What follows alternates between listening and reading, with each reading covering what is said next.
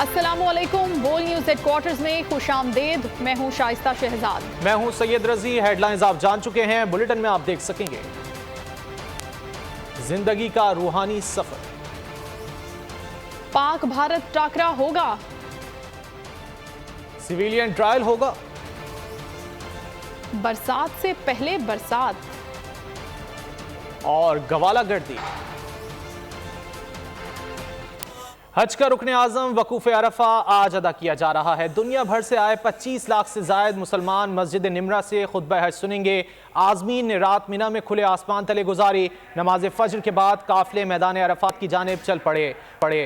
हुज्जाज कराम मस्जिद निमरा में ज़ोहर और असर की नमाज एक साथ अदा करेंगे। खुतबा हज के बाद हुज्जाज कराम गुरूब आफ्ताब तक वकूफ अरफा करेंगे, जिसके बाद मुज़दलिफा रवाना हो जाएंगे।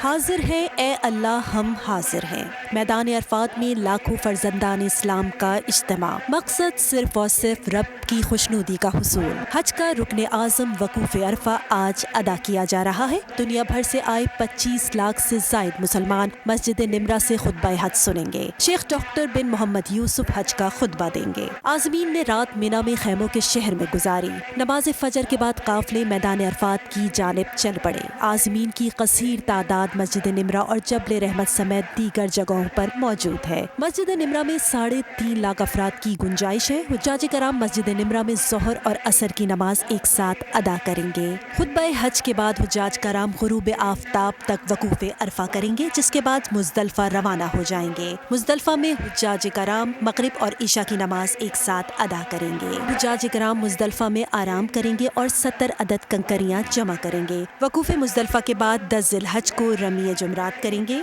इस सारे अमल के बाद खुदा की राह में कुर्बानी दी जाएगी, जिसके बाद हाजी एहराम उतार देंगे और खाना काबा जाकर तवाफ़े ज़ियारत करेंगे। फिर वापस मिना जाकर अयाम तशरीक गुजारेंगे। और अब बात करेंगे क्रिकेट वर्ल्ड कप में पाकिस्तान और भारत 15 अक्टूबर को अहमदाबाद के मैदान में टकराएंगे। आईसीसी ने वर्ल्ड कप 2023 का शेड्यूल जारी कर दिया है।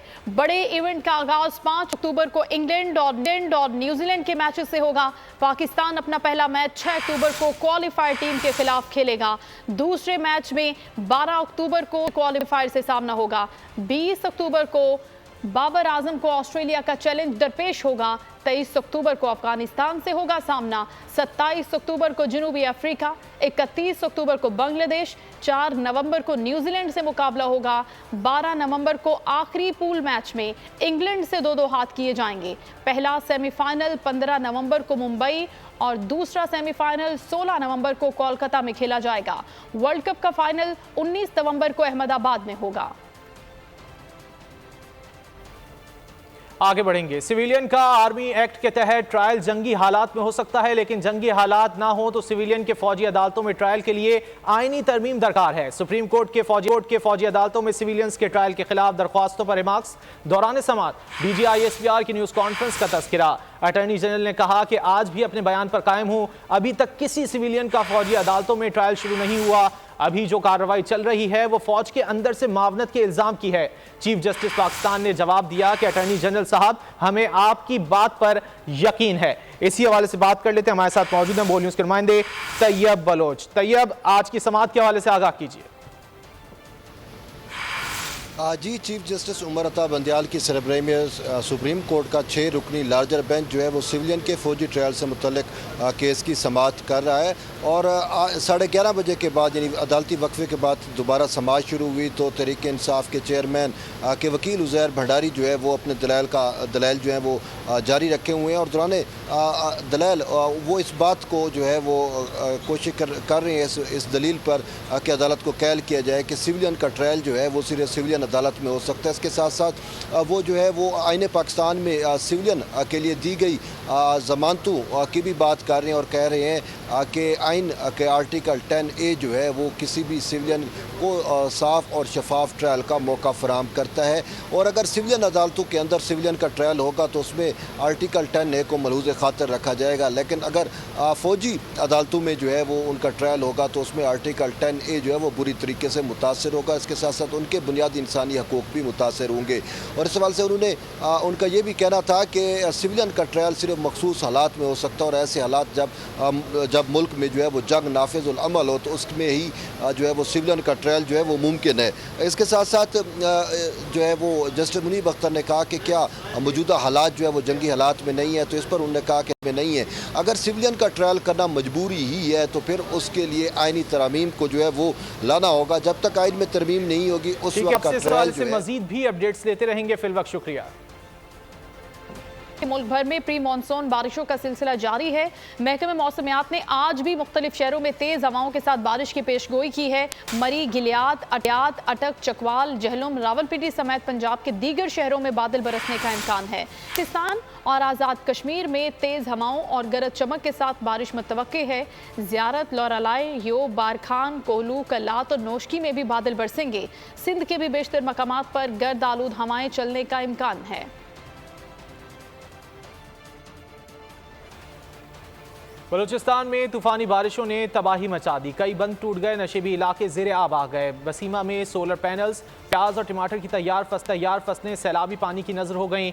कोयटा योब हाईवे पर कार सैलाबी रेले में बह गई। एक तालिब इल्म की लाश निकाल ली गई, 2 को बचा लिया गया। योब में बिजली के हाई ट्रांसमिशन लाइन का मेन खंभा गिर गया, बिजली की फराहमी मुअत्तल हो गई।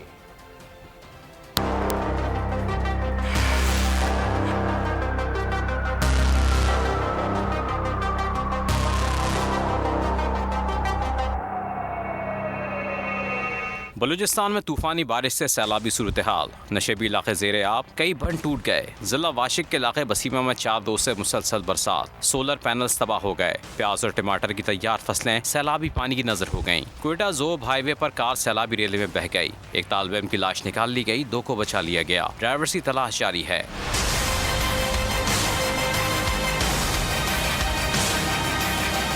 जोब में तंगी के मकाम पर बिजली के हाई ट्रांसमिशन लाइन का मेन खंभा गिर गया, बिजली की फराहमी मुअत्तल हो गई। कोहे सलेमान रेंज में मूसलाधार बारिश से धाना अस्तर के मकाम पर लैंडस्लाइडिंग। घंटों बाद DI खान कौमी शाहराह को ट्रैफिक के लिए बहाल कर दिया गया। महकमा मौसमियात के मुताबिक प्री मानसून बारिशों का सिलसिला 30 जून तक जारी रहेगा। कराची में सबसे बड़ी मवेशी मंडी तकरीबन खाली हो गई है। खरीदार और व्यापारी अब भी पुरुम्मीद हैं। भाव-ताव और नोक-झोंक का सिलसिला भी जारी है। मजीद जान लेते हैं। कराची में मौजूद हैं बोल न्यूज़ के नुमाइंदे मोहम्मद सलीम। सलीम, ये बताइए कि कराची में कमोबेश कितने जानवर लाए गए थे और कितने बिक गए?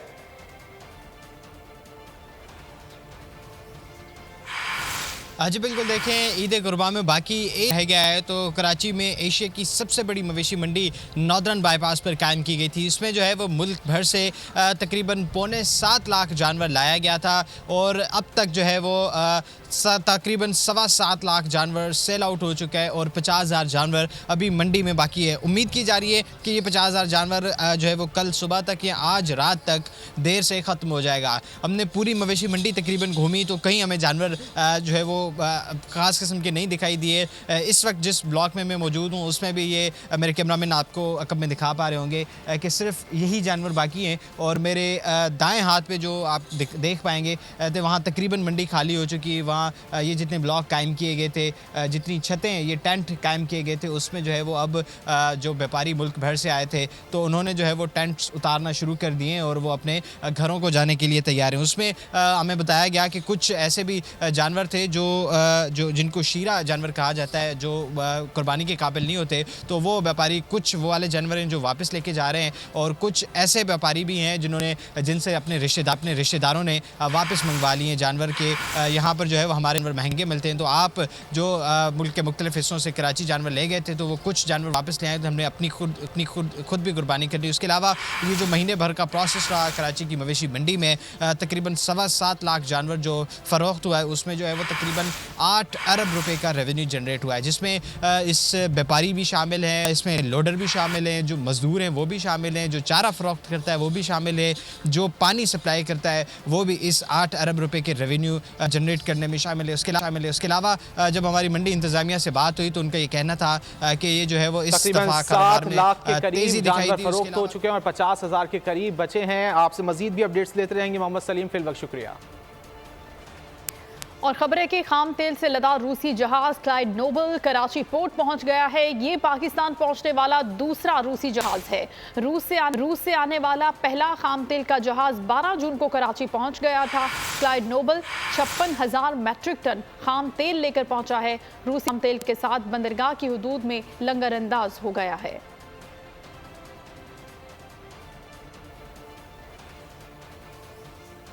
और अब खबर सियासी मैदान से। नवाज शरीफ जल्द से जल्द पाकिस्तान वापस आ जाएं, आसिफ जरदारी ने मशवरा दे दिया। दुबई में आसिफ जरदारी और नवाज शरीफ की अहम मुलाकात में मुस्तकबिल करीब में साथ चलने पर इत्तेफाक कर लिया गया।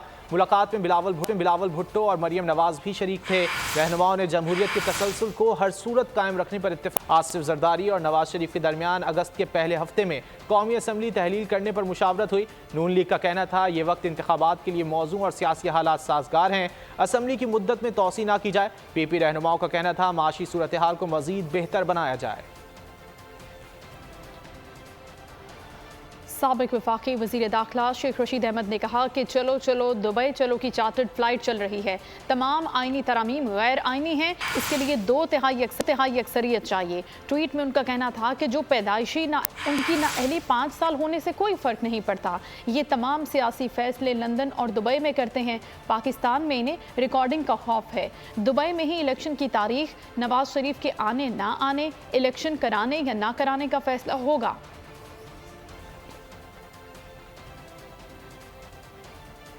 अदालती हुक्म के बावजूद शीरी मजारी की गिरफ्तारी पर आईजी इस्लामाबाद ने मुआफ़ी मांग ली। तौहीन अदालत केस में इस्लामाबाद हाई कोर्ट में तहरीरी जवाब जमा करा दिया। अकबर नासिर खान का जवाब में कहना था कि अदालती हुक्म की खिलाफ वर्जी का जो तासुर बना उस पर शर्मिंदा करता हूँ। पुलिस अफसरान को ऑर्डर किया है अदालती अहकामात पर मुकम्मल अमल दरामद यकीनी बनाएं। शीरी मजारी को गिरफ्तार करने वाले पुलिस एहलकारों के खिलाफ महकमाना कार्रवाई का आगाज़ कर दिया है। उनका दावा था कि एडवोकेट ईमान मजारी ने गिरफ्तारी से रोकने के अदालती हुक्म से मुतालिक पुलिस को आगाह नहीं किया। और मुख्तलिफ शोबाहाई ज़िंदगी से ताल्लुक़ रखने वाले अफराद की जानिब से जिना हाउस लाहौर का दौरा जारी है। शुरका का कहना था कि 9 मई के वाक़े की पुरजोर मजम्मत करते हैं। दिल खून के आंसू रोता है। जिन्होंने सरकारी अमलाक को नुकसान, उनको कैफरे किरदार तक पहुँचाया जाए। अमरीका पाकिस्तान के साथ मिलकर दहशतगर्द ग्रोहों से निपटने का ख्वाहिशमंद है। अमरीकी वज़ारत ख़ारजा के तर्जुमान मैथ्यू मिलर की प्रेस ब्रीफिंग। कहा पाकिस्तानी कई बरसों से दहशतगर्दी से मुतासिर हुए। पाकिस्तान ने इंसदाद दहशतगर्दी के लिए बहुत इकदाम किए। भारत में इंसानी हुकूक की सूरत हाल पर तशवीश से भारतीय हुकूमत को आगाह करते रहते हैं। अमरीका का भारत और पाकिस्तान को लाइन ऑफ कंट्रोल पर सीज़ फायर जारी रखने का मशवरा।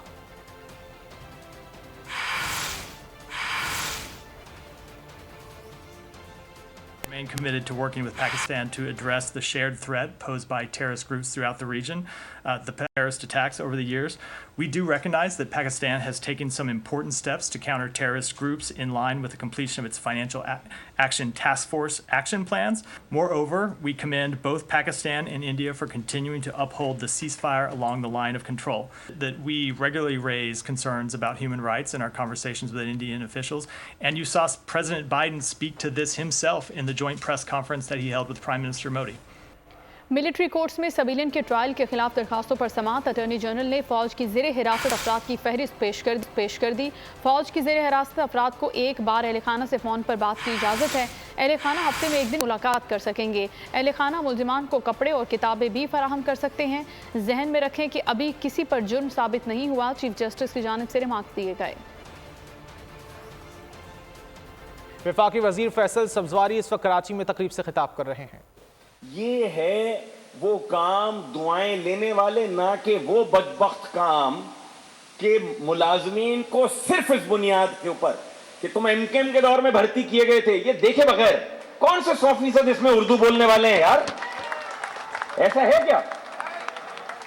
मेरे भाई बैठे हैं सीबीए के, हर जबान बोलने वाले हमारे साथ, सिंधी, पश्तो, सारी जबानें बोलने वाले, पंजाबी यहां पर मौजूद है हमारे भाई। क्या 2012 में सिर्फ उर्दू बोलने वालों को नौकरी दी गई थी? हैं? दी गई थी ना। सिर्फ इसलिए निशाना बनाया गया कि ये हुए थे एमकेएम के दौर में। चलो भाई,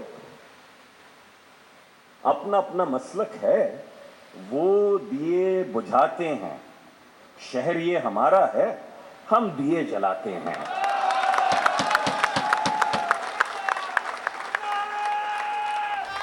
वफाकी वजीर फैसल सब्जवारी इस वक्त कराची में तकरीब से खिताब कर रहे हैं।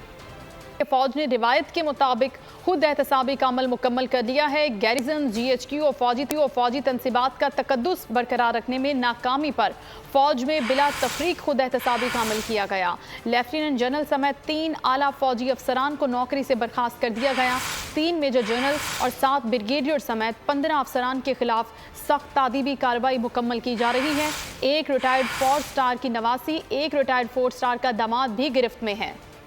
आर्मी एक्ट के तहत चलाए जाने वाले मुकदमात के सिलसिले में पहले से कायम शुदा स्टैंडिंग फौजी अदालतें काम कर रही हैं, जिसमें अब तक 102 शरपसंदों का ट्रायल किया जा रहा है और ये अमल जारी है। इस साने से जुड़े तमाम मंसूबा साजों और सहूलतकारों के खिलाफ आईने पाकिस्तान और कानून के मुताबिक सजाएं दी जाएंगी। इस वक्त मुल्क भर में 17 स्टैंडिंग कोर्ट्स काम कर रही हैं और इससे मुराद ये है कि ये जो मिलिट्री कोर्ट्स हैं, स्टैंडिंग कोर्ट्स हैं, ये कोई 9 मई के बाद मार्जे वजूद में नहीं आई, बल्कि इस एक्ट के तहत पहले से फाल थी और मौजूद थी। सबूत देखने के बाद कानून के मुताबिक सिविल कोर्ट्स ने इन केसेस को मिलिट्री कोर्ट्स में मुंतकिल किया है। 3 अफसरान बाशमूल एक लेफ्टिनेंट जनरल के ओहदे के अफसर को नौकरी से बर्खास्त कर दिया गया है। 15 अफसरान बाशमूल 3 मेजर जनरल्स और 7 ब्रिगेडियर्स के ओहदे के अफसरान के खिलाफ सख्त तादीबी कार्रवाई मुकम्मल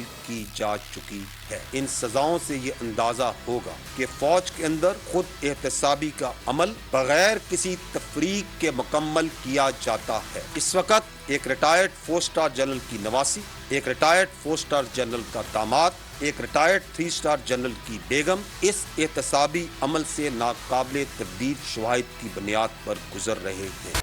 वफाकी वज़ीर दिफा ख्वाजा आसिफ ने कहा है कि इस्टेब्लिशमेंट ने अपने अफसरान के खिलाफ एक्शन ले लिया है। सिविलियन सिस्टम को इसमें बहुत सी रुकावटें हैं जो अबूर हो जाएंगी। मीडिया से गुफ्तगू में उनका कहना था कि पाबंदी लगाने का ऑप्शन हर वक्त मौजूद है जिस पर अमल किया जा सकता है। उन्होंने कहा कि जब तक स्टेट इंसानी स्मगलिंग के कारोबार को बंद नहीं करेगी, ये कारोबार जारी रहेगा। जो इलाके जहाँ पे हमला हुआ आर्मी की तनसीबात के ऊपर और शोधा के जो यादगारें हैं उनके ऊपर, तो ये डेफिनेटली इसमें जो लोग कानून की जद में आए, जो हाज़िर सर्विस लोग थे या हाज़िर सर्विस के जो अजीज़ों का अकारब जो है जिस तरह बताया गया है, तो वो स्विफ्टली जो है ना उन्होंने अकाउंटेबिलिटी की है, जो बाइस तहसीन है। सिविलियन गवर्नमेंट जो है या सिविलियन सिस्टम को इसमें बहुत सी रुकावटें हैं। ये भी एक चीज़ जो है रुकावट बनी हुई है कि कानून को हरकत में लाने के लिए जो रुकावटें हमें अबूर करनी पड़ रही हैं, उसकी वजह से ये डिले हो रहा है। ये पाबंदी जो है लगाने की ऑप्शन हर वक्त जो है मौजूद है और इसको एक्सरसाइज किया जा रहा है। आगे बढ़ते हैं। कुर्बानी के बाद जानवरों की बाकियात हादसे का सबब बन सकती हैं, मुख्तलिफ जगहों पर ही फेंकें। पाक फ़ज़ाइया ने आवाम को आगाही पैगाम जारी कर दिया।